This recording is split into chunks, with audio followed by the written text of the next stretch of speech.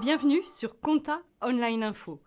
Au sommaire cette semaine, la comptabilisation d'un don à une association, les tendances du recrutement en 2018 et les femmes et le financement participatif. Une entreprise peut offrir des biens ou de l'argent à une association ou une fondation. On parle de don ou de libéralité.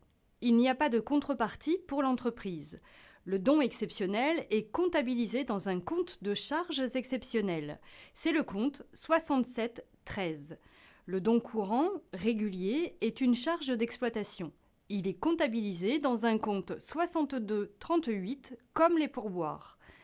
Pour l'association qui reçoit un don, il s'agira toujours d'un profit. Quelles sont les tendances du recrutement en 2018 ? C'est ce que propose de montrer une étude menée par Robert Half. Retour de la croissance aidant, les candidats sont en position de force. Les profils de haut niveau deviennent plus difficiles à recruter. Les procédures de recrutement s'allongent. Conséquence de cette situation, les candidats négocient plus facilement leur salaire et leurs primes font leur grand retour dans les négociations. En 2018, 20% des salariés devraient bénéficier d'une augmentation dans la finance et la comptabilité. Hommes et femmes ne sont pas toujours égaux dans le monde des affaires. Cette affirmation est vraie aussi en matière de financement participatif. Le crowdfunding ou financement participatif permet à une entreprise de trouver un financement pour son projet.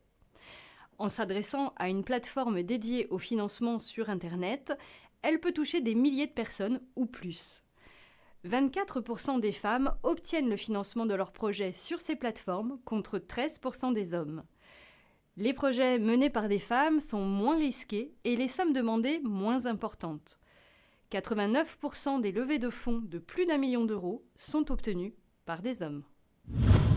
Vous pouvez accéder gratuitement à tous ces articles sur le site compta-online.com.